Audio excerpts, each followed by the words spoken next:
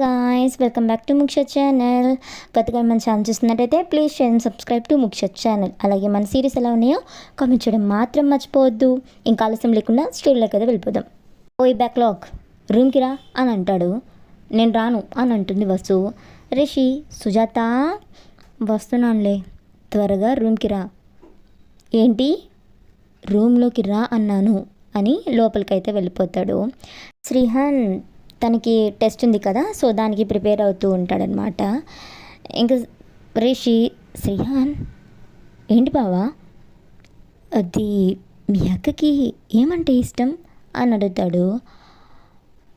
అది ఎందుకు అలా అడుగుతున్నావు? ఊరికనే అంటే నా గురించో మమ్మీ గురించో డాడీ గురించో అడగచ్చు కదా, అక్క గురించో ఎందుకు అడుగుతున్నావు? ఏంటి సైడ్ కొడుతున్నావా అని అడుగుతాడు. నాకు తెలుసులే బావా, ఇందాక చూశాను అక్కను ఆట పట్టించడం, అక్క చేత బైక్ని కడిగించడం అన్నీ చూశానులే అంటాడు. రిషి నవ్వుకుంటూ ఉంటాడు. లడ్డు అది నా ఎన్మి బావా, అమ్మ తప్ప అందరు దానికి సపోర్ట్. నా చాక్లెట్స్ అన్నీ అదే తినేసి నేనే తిన్నానని నాన్న చేత కొట్టిస్తూ ఉంటుంది. ఈ ఇంట్లో అదే నాకు పెద్ద ఎనిమి బావా అని అంటూ ఉంటే, ఎనిమినా? నువ్వే చెప్పావా, నా ఫ్రెండ్ నాకు బాగలేదని చెప్పి క్లాస్ బుక్స్ అన్నీ రాసిస్తున్నందుకు ఒక్క చాక్లెట్ ఇచ్చాను బావా, అంతే. అది చూసేసి అమ్మకు చెప్తానని బెదిరిస్తూ ఉంటుంది. ఇంట్లో హోంవర్క్ అలాగే తన వర్క్ చేసి స్కూల్కి వెళ్తున్నాను తెలుసా బావా. అయినా సరే నువ్వు నా బావ కాబట్టి ఈ విషయం నేను ఎవరికి చెప్పను అని అంటాడు. రిషిలో వసు లోపలికి వస్తుందన్నమాట. రిషి, డోరై అని అంటాడు. ఎందుకు? ఏసీ ఆన్ చేశాను, డోరై అని అంటాడు.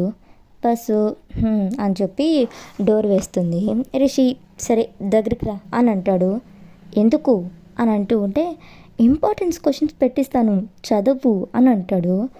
వసు సరే అని చెప్పి రిషి దగ్గరికి అయితే వెళ్తూ ఉంటుందన్నమాట. రిషి వసుని చూసి, ఇది ముద్దుదే కానీ దీని లవ్లో పడేయడం చాలా కష్టం అనుకుంటూ వసుకి క్వశ్చన్స్ అయితే టిక్ చేస్తూ ఉంటాడనమాట. ఇంకా వసు వెళ్ళి కూర్చొని చదువుతున్నట్టు సాంగ్స్ అయితే పాడుకుంటూ ఉంటుంది. రిషి వసుని చూసి, సరే మార్నింగే 5 లేచి ఈ క్వశ్చన్స్ అన్నీ నాకు అప్పచెప్పు, అర్థమైందా అని అంటాడు. అని తలూపి వెళ్ళిపోతుంది. ఇంకా మార్నింగ్ 7 అవుతూ ఉంటుందన్నమాట. రిషి ఏమో పైన ఎక్సర్సైజ్ చేస్తూ ఉంటాడు. సుజాత గారు, వసు రిషికి కాఫీ ఇవ్వు అని అంటారు. ఇక రిషికి వసు అయితే కాఫీ తీసుకొని వెళ్ళి ఇస్తుంది. రిషి, ఆగు, క్వశ్చన్స్ రీడ్ చేసావా? అది అని అంటుంది అమాయకంగా. 5కి లెగిచావా అని అంటాడు. అది అలారం పెట్టుకున్నాను కానీ పని చేయలేదు అని అంటుంది. అవునా, సరే అయితే వెళ్ళి నా రూమ్ అంతా క్లీన్ చేసి నైట్ నా లగేజ్ సతీష్ తీసుకొని వచ్చి అక్కడ పెట్టేశాడు, వాటిని కూడా సర్ది పెట్టు అని అంటాడు. నేనెందుకు చేయాలి, నేను చేయను అని అంటుంది. నేను ఇచ్చిన వర్క్ చేయకపోతే ఇలాంటి పనిష్మెంట్సే ఉంటాయి, వెళ్ళి చెయ్యి అని అంటాడు. నేను చేయను అని అంటూ ఉంటే, సరే చేయవా, నైట్ ఇచ్చిన వర్క్ చేయలేదని మీ అమ్మకు చెప్తాను, అప్పుడు మీ అమ్మే చూసుకుంటుంది అని అంటాడు. వసు, వద్దులే చేస్తాను, బెదిరిస్తున్నాడు అని వెళ్ళి రిషి రూమ్ అంతా సర్దేస్తుంది. ఇంకొంతసేపటికి కాలేజ్కి అయితే రెడీ అయిపోతారు ఇద్దరు. ఇంకా వసు కోపంగా వాళ్ళ నాన్న బైక్ ఎక్కి కూర్చుంటుందన్నమాట కాలేజ్కి వెళ్ళడానికి. రిషి కూడా బైక్ అయితే స్టార్ట్ చేసి వసునే చూస్తూ ఉంటాడు. అలిగిద్దని అర్థమైద్ది. ఇంకా రిషి అయితే బాయ్ సుజాత అని చెప్పేసి వెళ్ళిపోతాడనమాట. సుజాత గారు, అయ్యో రిషి లంచ్ బాక్స్ మర్చిపోయాడు. వసు, తను మీ కాలేజే కదా, తనకి కొంచెం లంచ్ బాక్స్ ఇమ్మా అని చెప్పి బ్యాగ్లో పెట్టేస్తుంది. వసు కోపంగా వాళ్ళ అమ్మని చూస్తూ ఉంటుందన్నమాట. ఇంకా వాళ్ళ నాన్నగారు వసుని బస్ స్టాండ్లో అయితే డ్రాప్ చేసేసి ఆఫీస్కి అయితే వెళ్ళిపోతారు. ఇంకా వాళ్ళ ఫ్రెండ్స్తో పాటు కాలేజ్కి అయితే వచ్చేస్తుంది వసు. ఫస్ట్ పీరియడ్ సాక్షి మ్యామ్ క్లాస్ అనమాట, జావా క్లాస్. వసుకి ఎందుకో తెలీదు, తన డ్రెస్సింగ్ సెన్స్ అన్నా తను పెట్టుకుని వచ్చే జ్యువెలరీ అన్నా చాలా ఇష్టం. అందుకే సాక్షి మేడం క్లాస్ అస్సలు మిస్ అవ్వకుండా వింటూ ఉంటుంది. అలాగే కోడింగ్ కూడా చాలా బాగా చేస్తూ ఉంటుందన్నమాట. ఇంకా ఇంట్రెస్టింగ్గా క్లాస్ అయితే వింటూ ఉంటుంది. రిషి ఏమో వెళ్తూ వసుని చూసి, ఫస్ట్ ఇయర్ సెకండ్ ఇయర్ వాళ్ళకి మ్యాథ్స్ ఉంది, థర్డ్ ఇయర్ వాళ్ళకేమో లేదు. వసుని నా క్లాస్లో పెట్టుకోవాలంటే ఏం చేయాలి అని చెప్పి ఇంకా ప్రిన్సిపల్ సార్ దగ్గరికి అయితే వెళ్తాడు. కూర్చో రిషి. సార్ అది అన్ని ఇయర్స్ వాళ్ళకి ఎంఎన్ సబ్జెక్ట్ బ్యాక్లాగ్గా ఉండిపోయింది సార్. ఇప్పుడే చూశాను సార్, 60 మెంబర్స్ దాకా ఉన్నారు. సో వాళ్ళకి ఒక స్పెషల్ క్లాస్ తీసుకొని చెప్దామని అనుకుంటున్నాను అని అంటాడు. ప్రిన్సిపల్ సార్ కూడా నేను కూడా అదే విషయం చెప్పాలనుకుంటున్నాను రిషి, చాలామందికి ఆ సబ్జెక్ట్ బ్యాక్లాగ్గా ఉండిపోతుంది అని అంటారు. థ్యాంక్ యూ సార్ అని అంటాడు. ఇంకా నెక్స్ట్ పీరియడ్ బ్రేక్ అని చెప్పి వసు రిషికి బాక్స్ ఇద్దామని చెప్పి స్టాఫ్ రూమ్కి అయితే వెళ్తుంది. కానీ అక్కడ ఉండదు, అప్పటికే బ్రేక్ అయిపోతుంది అనమాట. 5 minutes ఎక్స్ట్రా కూడా అయిపోతుంది. ఇంకా క్లాస్లోకి అందరు స్టూడెంట్స్ వచ్చి ఉంటారు. రిషి ఆల్రెడీ ఒక ప్రాబ్లం కూడా చెప్పేసి ఉంటాడు. అలాగే వసు వాళ్ళ ఫ్రెండ్స్ క్లాస్లోకి వస్తూ రిషిని చూసి మే కమిన్ సార్ అని అంటారు. 5 minutes లేట్, మీకు మాత్రం ఎక్స్ట్రాగా 5 minutes బ్రేక్ కావాలా అని అంటాడు. సునీత ఉండి ఇప్పుడు లీజర్ కదా అని అంటూ ఉంటే ఇప్పటి నుంచి నో లీజర్, ఈ క్లాస్ నాది, ఇప్పటి నుంచి నేను తీసుకుంటున్నాను. Okay, stand outside and listen my class. నా క్లాస్కి 2 seconds లేట్కి వచ్చినా నేను ఒప్పుకోను అని అంటాడు. వసు కోపంగా రిషిని చూస్తూ దీనికి బాక్స్ ఇవ్వాలనే కదా వెళ్ళింది, అసలు తిని ఇంట్లోనే బాక్స్ ఎవరు మర్చిపోమన్నారు అనుకుంటూ ఇంకా బుక్ ఓపెన్ చేసి గోడ కానిచ్చి రాస్తూ ఉంటుంది. కొంచెంసేపటికి కాళ్ళు నొప్పులుగా అనిపిస్తూ ఉంటుంది. రిషి వసుని చూసి వస్తారకి ఇబ్బందిగా ఉందేమో, ఓకే ఫస్ట్ టైం కదా వదిలేస్తున్నాను, వెళ్ళి కూర్చొని రాయండి అని అంటాడు. ఇంకా వసు వాళ్ళు వెళ్ళి కూర్చొని క్లాస్ అయితే వింటూ ఉంటారు. రమ్య ఏంజల్ మాత్రం రిషి చూస్తూ రిషి సార్ చాలా కైండ్ హార్టెడ్ లాగా ఉన్నారు, మనం నించుంటే కాళ్ళు నొప్పులు వస్తున్నాయని వెళ్ళి కూర్చోమని చెప్పారు అని అంటూ ఉంటే బస్సు కోపంగా ఒక లుక్ అయితే ఇస్తుంది. ఇద్దరు సైలెంట్ అయిపోతారనమాట. ఇంకా క్లాస్ జరుగుతూ ఉంటుంది. రమ్య ఏంజల్ మాత్రం క్లాస్ ఏం వినకుండా రిషికి వాళ్ళ నేమ్స్ ట్యాగ్ చేసి ఫ్లేమ్స్ చేస్తూ ఇంకా రిషి బొమ్మని గీస్తూ ఉంటారనమాట. రిషి వసు రో సైడ్ తిరుగుతూ వసుని చూస్తూ ఇంకా Rishi okay that's it for today, Sunitha వెళ్ళి ఆ ప్రాబ్లమ్ని సాల్వ్ చేయి అని అంటాడు. సునీత ఓకే అని చెప్పి వెళ్ళి ప్రాబ్లం అయితే సాల్వ్ చేస్తూ ఉంటుంది. ఇంకా సునీత ప్లేస్లో రిషి అయితే వెళ్ళి కూర్చొని వసునే చూస్తూ ఉంటాడు. ఇంకా తను సార్ ప్రాబ్లం అయిపోయింది సార్ అని అంటుంది.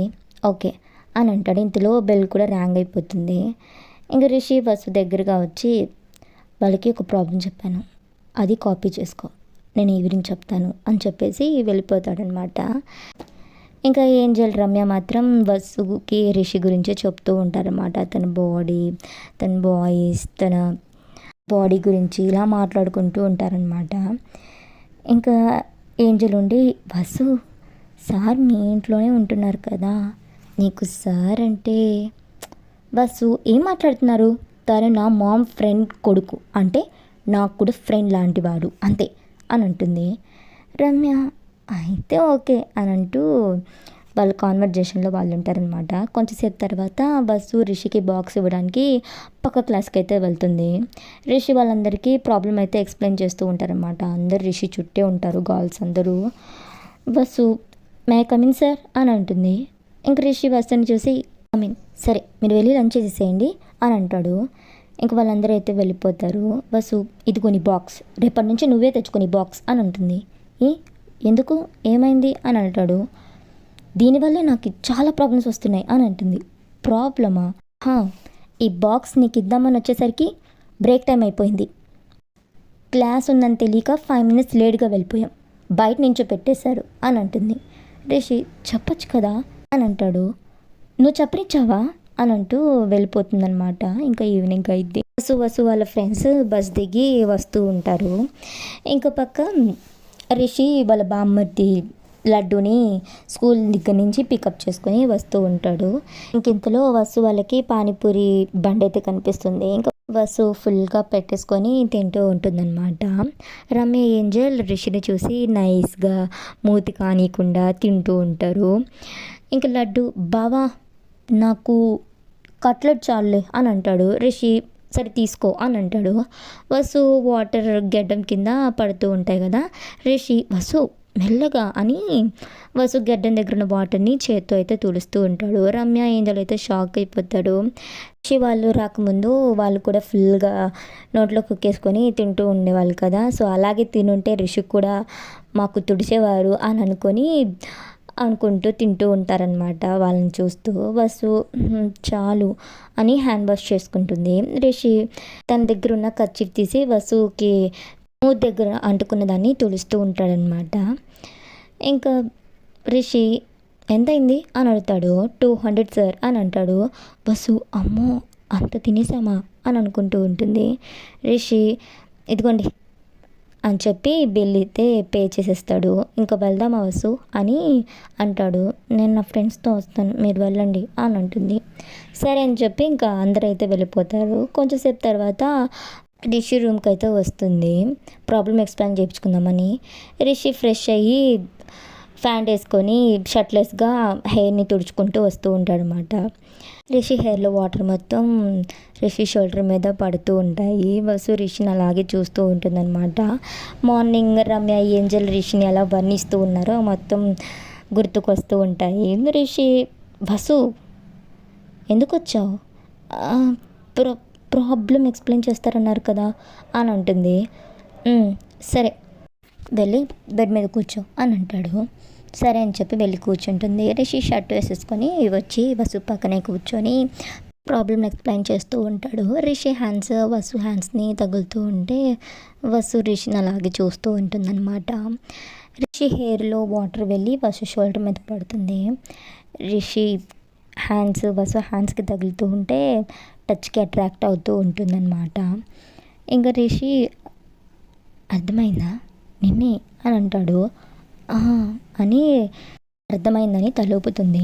రిషి సరే ఇలాంటిదే ఇంకో ప్రాబ్లం ఇస్తాను చెయ్యి అని అంటాడు. వసు అని చేస్తూ ఉంటుందన్నమాట. రిషి అలా కాదు అని వసు చేయి పట్టుకొని చేపిస్తూ ఉంటాడు. వసుకి రిషి హ్యాండ్ చాలా వెచ్చగా అనిపిస్తూ ఉంటుందన్నమాట. వసు అని తలూపుతూ ఇంకా ప్రాబ్లమ్స్ని ఇంట్రెస్టింగ్గా చేస్తూ ఉంటుంది.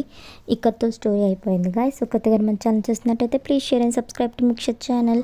అలాగే మన సిరీస్ ఎలా ఉన్నాయి కామెంట్ చేయడం మాత్రం మర్చిపోవద్దు. కొత్తగా మన ఛానల్ చూసినట్టయితే స్టార్టింగ్ ఎపిసోడ్ని చూడండి, అప్పుడే మీకు సిరీస్ కనెక్ట్ అవుతుంది, చాలా బాగుంటుంది. సో అప్కమింగ్ కూడా ఇంకా బాగుంటుంది. Hope you guys understand. అలాగే please do subscribe to Mukshat channel.